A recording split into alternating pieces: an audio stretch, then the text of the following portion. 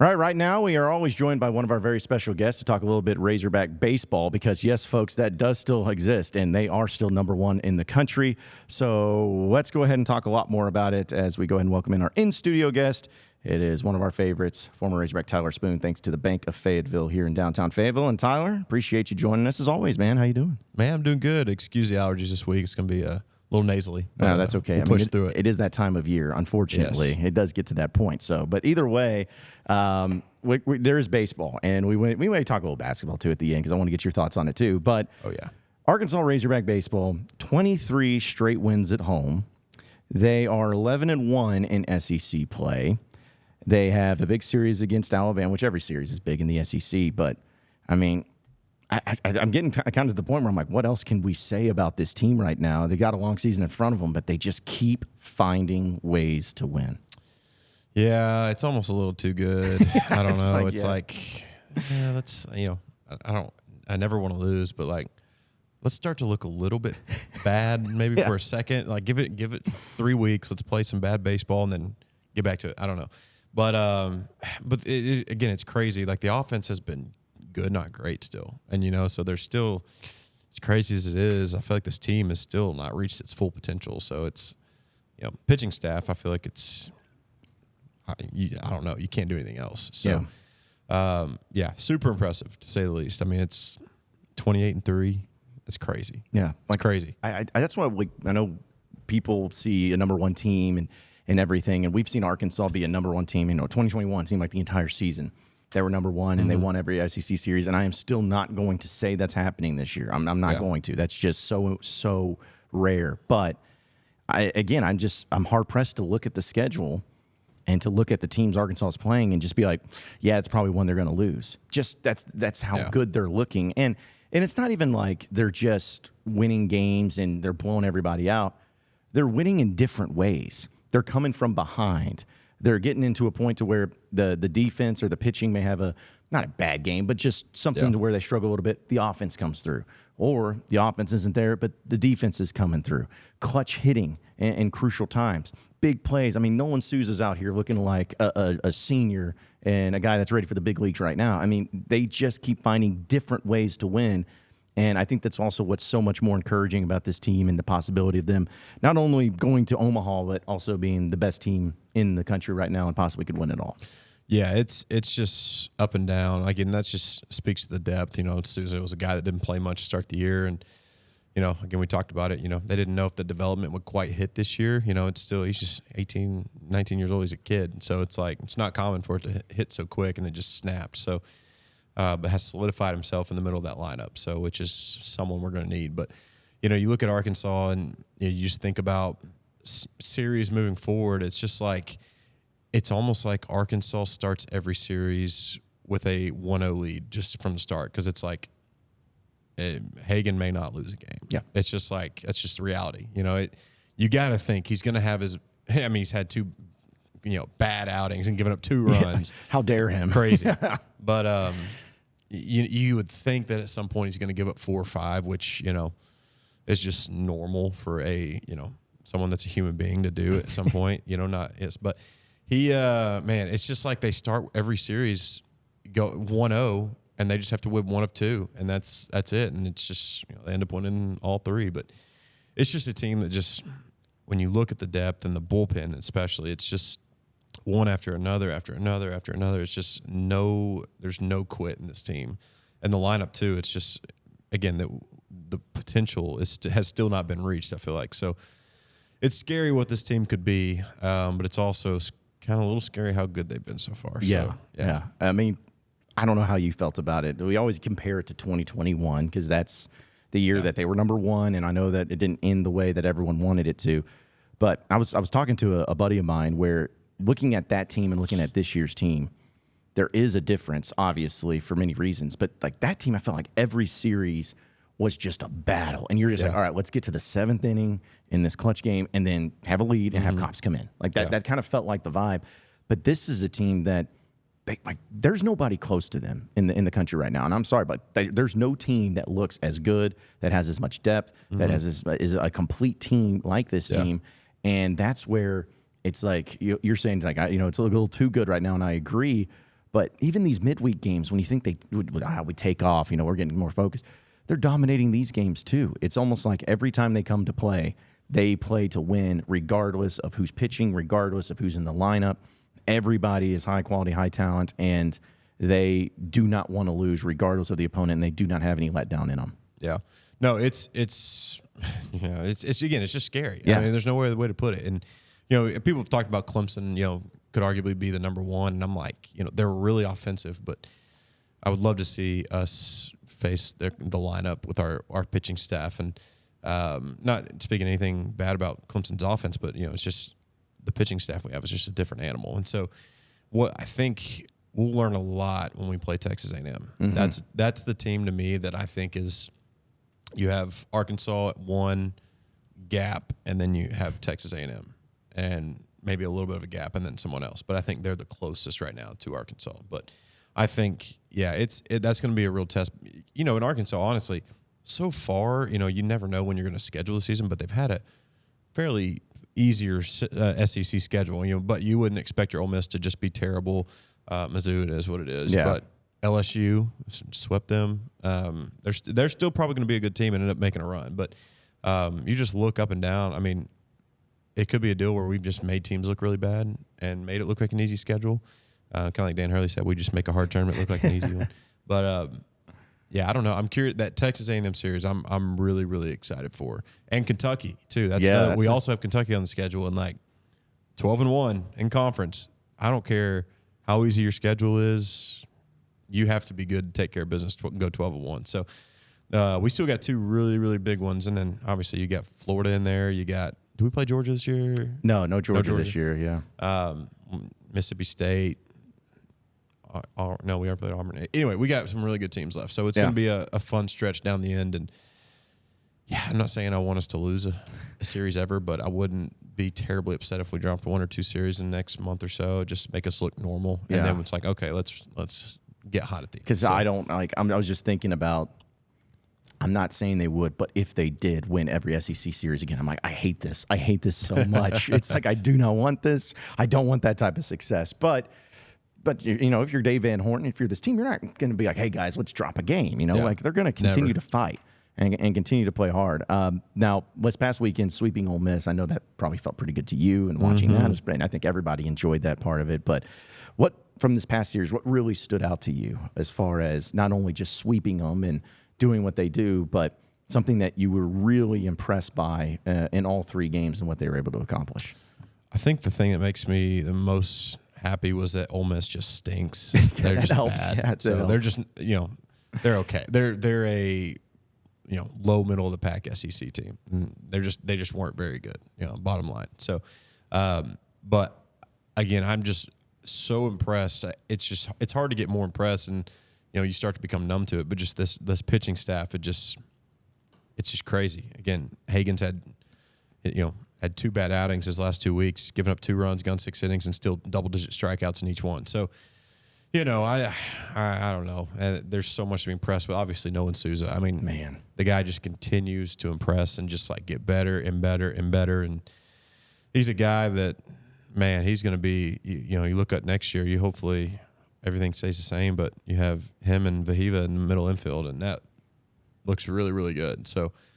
But I think Souza, to me, is going to play just a key part of the offense moving forward. I think, he's going to kind of be the engine. I mean, he's, Stovall, I think we're also kind of getting numb to Stovall of how good he is, and he's just been on a tear ever since he's come back from his injury. He's batting .350. I mean, he's getting after it. And I think it's one of those deals where people just expect him to be good, but we got, you got to appreciate how good he is. And so, but the other guy, it hadn't been impressive so far, but Kendall Diggs you got to think he's going to turn it around at some point. Like he's not playing great right now. That's no secret. I mean, he just hadn't hit to his potential. But if that guy gets going like he can, I really like where our offense is. So I think our offense, again, it just seems like every week we're just taking small steps in the right direction to where we're going to score 6 to 10 runs a game, which is where an elite offense usually stands. So, I want to go back to the Souza thing. This is going to sound really weird, but you talk about him being a true freshman. I didn't realize just how big he is. He came in here a few weeks ago for the Bombastic podcast, and I'm like, that guy, he's like 6'3", 235. Yeah. And he has no facial hair. He has no 5 o'clock shadow. I'm like, this guy may be still growing. He may still be getting bigger, but like it's when you have like a player of that size, and then like you mentioned Aloy too. He's a big old guy too. Yeah. And that's in your infield. It's you've had great players, and not saying you have to be just these big physical prowess to be able to be good at baseball, but I just feel like Arkansas overall never really had a whole lot of those types of guys. Like maybe besides pitchers. I mean, I feel like pitchers always been big, but it just seems like they're I don't know if they're growing differently out there in Hawaii or something like that, but. Those are young guys that are just fitting the part. They're massive dudes, and that's where it's just almost scary to think about the type of power that they could continue to develop and continue to have. Yeah, Sousa's just an absolute, they call him the great god. It's just like he's just a physical specimen. I mean, it's just, yeah, good for him. That's, not everybody can be born. And, that's just, if I'm a scout, you're just drooling over a guy like Sousa because he's got everything, the size, the power, the athleticism, plays middle infield. I mean, could move him over to short. Left-handed bat for plus power. I mean, just everything you dream of in a prospect. And he was the same way, though. I mean, it's just, just start pulling all those Hawaiian kids and just putting them on the University of Arkansas. So, it's fun to watch. Couldn't be more impressed with those guys, and it just seems, I try not to speak. I'm very superstitious about stuff, but it seems like those two are probably going to be leading the charge moving forward, and I hope that continues. And I think, if those two are going at the same time, it's going to be really tough to beat us. Speak with Tyler Spoon, former Razorback, here on the John Neighbor Show, thanks to the Bank of Fayetteville here in downtown Fayetteville. I'm curious about this because we're getting close, I guess, there's been 5 series. It's hard to keep. Sorry, this week is with Cal stuff has been crazy. That's right, but baby. But about midway through the SEC season, we'll say.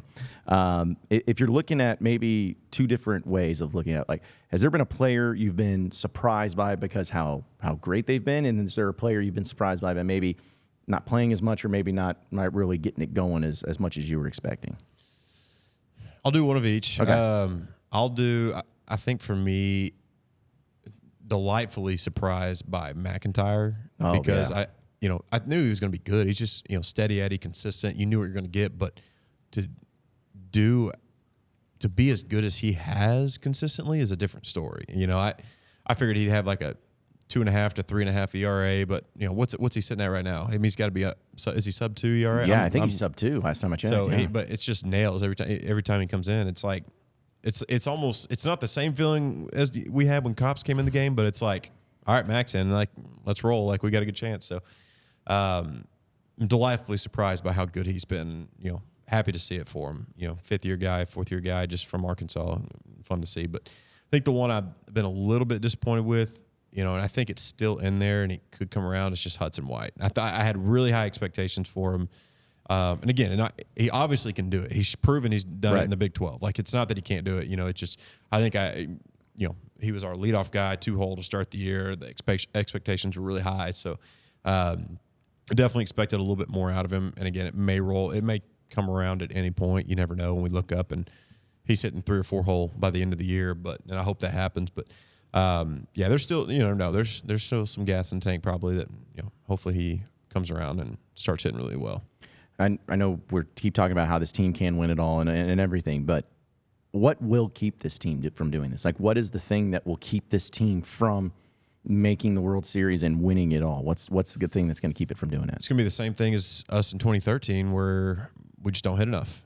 Bottom line, again, not saying that the offense is bad, but it's a lot of it sometimes just, you get Hagan on Friday. It's just like, as an offense, it's crazy when you just have, as a whole, an offense has this mindset and this mentality of like, hey, we got to score runs. We got to come out and we got to. In 2015, that was the mindset we eventually took, and our pitching staff was good, but our mindset was, hey, we got to score 6-7 runs a game. But you also go back to 2013, and it was like, hey, let's just score 4 runs, and you got Barrett or Stanek or Fant on the mound. We're going to win this game. And so you almost just get to this point where you're just like, let's just score a few runs, just enough to get the job done. Then you look up in regionals and, everyone's just scrapping and Hagan's given up 1 hit and they somehow have 4 runs. And you got to score runs and you get behind and you're just like, well, crap, we're in a hole. So I think just, we got to keep the pedal pedal down, just focus on scoring as many runs as possible and not let that complacency just creep into where it's like, we got Hagan or we got, Tiger or Molina on the mound. We don't have to worry about scoring a ton of runs. So that's probably what will keep us from it, and hopefully that doesn't happen. So yeah, I know that the frustrations with runners in scoring position has always been something that they've been trying to work on. Seems like it's improving, but we talked about the talent level, and I think we've discussed it, that just right now and over this past 5-year stretch, this has been the peak, the pinnacle, the prime of Dave Van Horn and his teams. He's always been a great coach. We know that. I mean, he's been to the World Series in 04, 09, 2012, 2015. It's happened, but what has happened over the past 5-6 year stretch with Razorback Baseball that's made this program, made Dave Van Horn, made this team each and every year be where it's at? Like, did something just click? Did something just happen? Like, how did it get to this point to where, again, always been good, but seems like over the past 5-6 years, it's just been next level elite? It almost seems like, to me, it almost seems like ever since Benny won the Golden Spikes and then you had Cops do it again, it just seems like guys are, you had that, and then really I think the biggest factor is you look at our facilities, all you got to do is bring a kid here. It's all you got to do. I mean, you bring a kid here, show them the facilities, bring them to a game. You show take an 18-year-old kid, go down fraternity row, sorority row. They're here, So our facilities, the setup here, and then you have Coach Hobbs, and then Coach Thompson and Coach Moore. I mean, it's just like the staff is unbelievable and just proven track record. So I think just a combination of, I think maybe Benny winning the Golden Spikes maybe started the snowball a little bit, and then 2018 making the national championship, and then going consistently being in Omaha over and over and over, and the draft picks. It's just a combination of everything. I mean, it's just it's hard to say one thing, but it just seems like maybe in 2015 once we made it, then it just seems like when Benny won the Golden Spikes, was getting all this attention and everything. It's just like, I don't know. It seemed like Arkansas got on the map a little bit more and just kind of took off from there. So I've always loved Dave Van Horn's speeches. I find that so interesting, or at least the stuff we see, on video and everything on social media. And I haven't watched all of them from the beginning of time. Of course, you heard every game that you were there. But does it always get the vibe, like at least for me, when after these games and then they win, it's not that he's casual about it, but it's just like, hey, guys, great job. Nice win. Like, it's almost like it's an expectation, and he understands how difficult it is to win.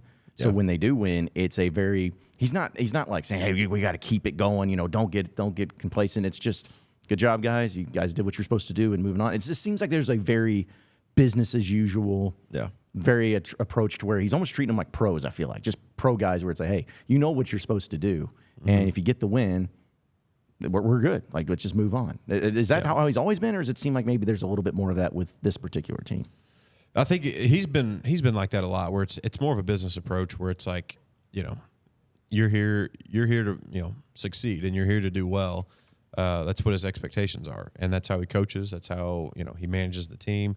But yeah, it's just more or less just like, hey, you won 2 out of 3 against an Ole Miss team that was bottom half of the SEC. Nice job. That's what you're supposed to do.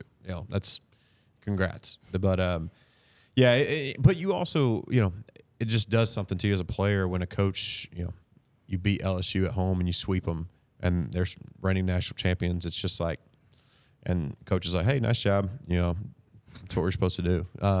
There's something about it that mentally just kicks in your mind where it's like, we're better than these guys. Like we are the dogs. Like, everyone's coming after us. We're the hunted. We used to be the hunter. We are 100% the hunted.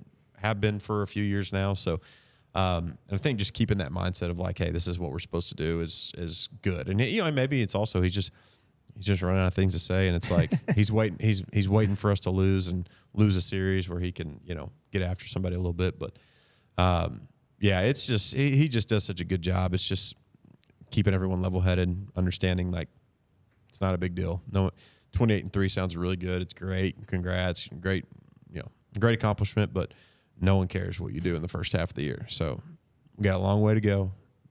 Let's be in Omaha, last team standing when it matters most. So speaking of former Razorback Tyler Spoon here on the John Neighbors Show, thanks to the Bank of Fayetteville in downtown Fayetteville. Tyler, I want to ask you just about the SEC in general. We know Arkansas is the creme de la creme right now. But just how do you look at the whole landscape of the conference? A&M's really good. You mentioned Kentucky, that's been doing a good job, but just where do you think it all sets and how it all places out, and maybe some things that you've taken away from it? Yeah, I think the SEC is going to come down to that weekend between Arkansas and A&M. I think those are the two best teams in the SEC. You know, and then I know Kentucky's 12-1. That's not to discredit Kentucky. I think for me, seeing A&M play and seeing Kentucky play, it seems like there's just, even though the record says differently, there's a little bit more in that A&M team than there is on that Kentucky team. And I may be proven wrong. Who knows? But again, the Kentucky team is playing really good right now. But that A&M, they just got the star power. They've got the arms. They've got the bullpen. It seems like to me that's the kind of team that is a little bit more suited for an Omaha run and for a championship run. And they're going to match up really, really well with Arkansas. But I think like I talked about, it's Arkansas. I think Gap, A&M, and then small Gap. I think it's Vandy and Kentucky. Those are the two teams that I would put behind A&M right now. So, which we're going to find out this weekend, Vandy and A&M, who's better right now. So, but Vandy, Coach Corbin too. Never doubt those guys. Coach Corbin is an unbelievable coach. Knows how to win. Obviously, knows how to win a championship. Has coached some of the best players in the game. So, yeah, it seems like that's how it's shaken up. Florida, freaking Florida, man, getting swept by Missouri. What is going on over there? The most Florida thing of all time is they're going to get swept at Mizzou, and then they're going to sweep the next 6 series that they have and find a way to be a national seed. That's just Florida. They're just the weirdest team ever. But O'Sullivan always has them playing well when it matters most. So, but yeah, I don't know. Those are the 4 teams right now to me that they're the top dogs, top tier, top echelon of the SEC right now. And I think the SEC is going to come down to A&M and Arkansas that weekend. Whoever wins that weekend, I think is going to win the SEC. So is it Schlossnagle? Is that how you say his name? Yeah, over there at A&M. TCU. Yeah, who's at TCU now. He came to A&M. That's kind of the thing where, again, SEC's always had great coaches, but it felt like once Jay Johnson went to LSU from Arizona and then Schlossnagle came from TCU to A&M, those are 2 programs that's always been set up. And I'm not trying to hate on A&M. Don't get me wrong. Maybe I am.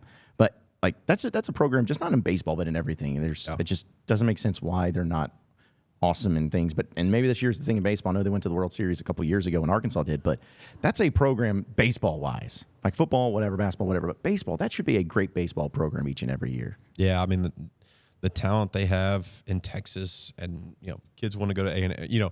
Kids in Texas want to go to Texas first and then A&M second. But that's the truth. But a lot of those kids don't go to Texas. So, but yeah, and you add in the NIL situation. A&M should always have one of the best teams ever, forever. But let me also need to apologize to Mr. Vitello and the boys over at Tennessee. They are also, I think they're right there with A&M. So I apologize. I completely ran over Tennessee. No disrespect. They're a very, very good baseball team. So I'm looking forward. I know them in Kentucky. Usually when they play, there's some words exchanged, some fireworks. So I'm looking forward to that one too. But my apologies to the Tennessee Volunteers. I know that Coach Vitello is probably listening to this right now. You've probably never heard an Arkansas Razorback say sorry, Tennessee Volunteers, but I'm saying it. So, but yeah, I think A&M is just, again, they have no excuse to ever be bad. It's you're gonna have a down year here and there, but Schlossnagle is a great coach. Took TCU to a lot of Omaha runs, and he's just now he's given access to a little bit more resources. So I fully expect Schloss is going to keep A&M at a very high level from here on moving forward, and I think this could be a marquee year for them. You could look up and they're in the national championship. That they're that good. You could see Arkansas in the national championship, Tennessee in the national championship. So there's Vandy. There's just so many teams in the SEC that you're just like, man, these are really good teams. Yeah, it's probably just going to be like another 4 out of the 8, like it is every year. It seems like 3 or 4 out of the 8 is always SEC teams, and there's a lot of talent there too. Now let's get down to brass tacks here, because I know you're a big basketball guy. Absolutely, big basketball guy. Absolutely, and I want to give credit where credit is due here on this show right now. That when the news about John Calipari was starting to leak out, and give credit to Wes Moore, Fox 16. He's the first one that tweeted about it. Not only just tweeted about it, but said it was happening. Like, wasn't just like, oh, there's a thing. It's happening. That was the first thing I saw. The second person that I heard from that said it was Calipari is Tyler Spoon. I don't know. I'm not going to ask for your sources, but you got some good ones apparently. It was a good one. But when you saw that, texted me about it, and you heard it, and now seeing that it's happened, he's here, the press conference has happened. Just how do you feel about this, man? Like, I mean, how do you feel? Probably like most Razorback fans, I'd assume. I still feel like this whole week's I'm in the middle of a dream. It's not actually happening. I'm trying to like wrap my mind around it, but yeah, it was, man, just a good friend of mine that, you know, again, he never says anything about, he lives in El Paso, never says anything about Arkansas sports, but just really well connected in the basketball world here. And texted us at like 1 o'clock or 1:30 that day. And it, you know, the news broke Saturday night. He texts us, he's like, Calipari, done deal, Tyson's paying for it. And I'm like, whatever you say, man. Sure. Yeah. Let's get Dan Hurley as his assistant. You know, let's throw it all. I'm like, whatever you say. Well, it kept hearing more noise and seeing more chatter about it. And then next thing you know, I saw Wes Moore's deal, and I'm like, oh my gosh, you were right. Like, and you know, he's like, told you, I got my people. They know. So I'm like, whatever. You may have gotten lucky. But no, he again never says anything, and he was spot on, and I just refuse to believe it or tell anybody. Yeah, it's just like went from Chris Beard to somebody, a lot of people nobody Chris heard Jans, of. Yeah, Darryl Walker, and great coaches, but like not someone I was going to get excited for. Yeah, it's not moving the needle. No. Yeah. No. If there was one coach, if you could tell me I could pick one coach in college basketball besides Dan Hurley to take as your head coach, I would say John Calipari. Like, just not even one. And I get he may not have had the success he's had. Yeah, he's only got one national championship. Only one. But the Cal effect is real. Like 5-star prospect. Everyone's I always look at a coach by the guys that they have coached in the past and what they have to say about them. And every one of those guys that Cal has coached, anyone that's run through Kentucky, and you look at all the dang players in the NBA. I think 53 draft picks. It's crazy. And, a lot of them are, Anthony Davis, Devin Booker. I mean, you get superstars. It's not just like, they just got their cup of coffee in the NBA. These are superstars in the NBA. They are all so loyal and speak so highly of Cal, and that to me says so much about a coach. And I couldn't be more as a kid from Arkansas, could not be more the biggest hire of anything I've ever experienced in my life. So I'm just like, I'm trying to just grasp the reality of it. I was trying to think of any sort of comparison just in college sports in general. And I mean, I'm not saying that there's not been, because sometimes we just live in the moment. Like when Nick Saban got hired at Bama, that was a major deal because they didn't think he was going to leave from the NFL. Even when Petrino was hired here originally as a head coach, that was a big deal because he left the Falcons, but it was more like almost like a negative like impact. But you talk about the Cal effect. Everybody was like, I mean, it was just so shocking. Because college basketball coaches just don't do that. They usually stay at their spot, and then once they're done, they retire. The Coach K is Roy Williams. And the fact that he not only did that, but then in the manner he did, I kind of look at it as he is a celebrity that happens to be a college basketball coach. He's got 1.5 million followers on Twitter. And, he's coached so many great players. And it's also weird, too, because I've hated that man for so long. And I've had to go and delete tweets. And now it's like, I don't know what it would have been more surprising. Like, it might have well said Mayor McCheese is the next head coach, because I'm like, it's that shocking where I'm like you, I can't get over it.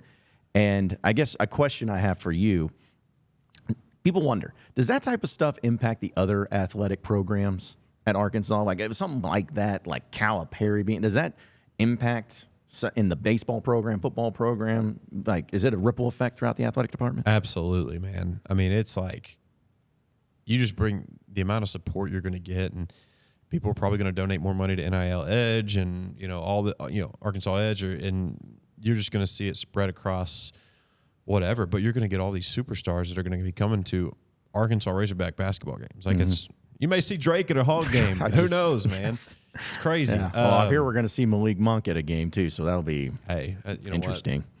That'll be interesting, but. If anybody can mend the fence, mend the thing, it's Calipari. He can do it. It's going to be awesome, man.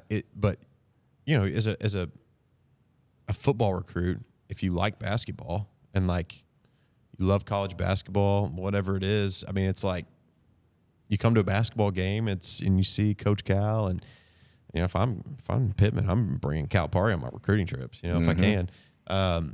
But yeah, man, it's going to ripple effect. I mean, baseball is just going to stay the same. Yeah. Whatever. But it's just going to add a little bit more fuel to the fire for recruiting to Arkansas. But yeah, man, it's going to be awesome. You go back to saying, everyone used to hate Cal, but like I said before, no, you don't hate a nobody. Nope. You don't hate a nobody. Yeah, he's somebody, and he's got an unbelievably proven track record. And the fact that he's a Hog is just surreal. It's unreal. For people that don't understand what being a Hog fan is like, this is the coolest thing that's ever happened to me. Yes. As far as hiring wise. Yeah. This is like the national you won the national championship of coaching hires. Oh my gosh. Like you can nobody could touch this. No. Nobody can touch this. And just to see Kentucky get who they got, he may end up being great, but it ain't Coach Cal. It ain't Coach Cal. So it's going to be a lot of fun. Well, Tyler, before we let you get out of here, man, Bank of Fayetteville, I know you guys are always staying busy, and with the weather getting a little bit warmer, man, just what you guys got going on over there? Man, we got a lot going on. I mean, we're just trying to be out and about in the community right now. We're always, seems like we're running and gunning every day right now. But again, our focus always has been and always will be the people in Northwest Arkansas, and we just make it an impact. Again, we really do have a motto at the bank: whether you have $1 or $1 million, we want to take care of you. And that's it's a special thing. Being in the banking world, I understand that bigger banks and it's not the case. And so having a small community bank that really cares about the people in the community and helping develop this community and the people in it, it's really cool to be a part of, and great people. So for us right now, this whole year and moving forward, we're just focused on obviously the Fayetteville's growing. There's a lot of growth, and we really want to be right in the middle of the growth and just the people and the new buildings that are going to come up left and right. And there's so much happening in Fayetteville and Northwest Arkansas. We hope to have a huge part in it. So, but again, that's for us right now. That's kind of our focus, just helping the people in this community and helping it grow in the best way we can, really.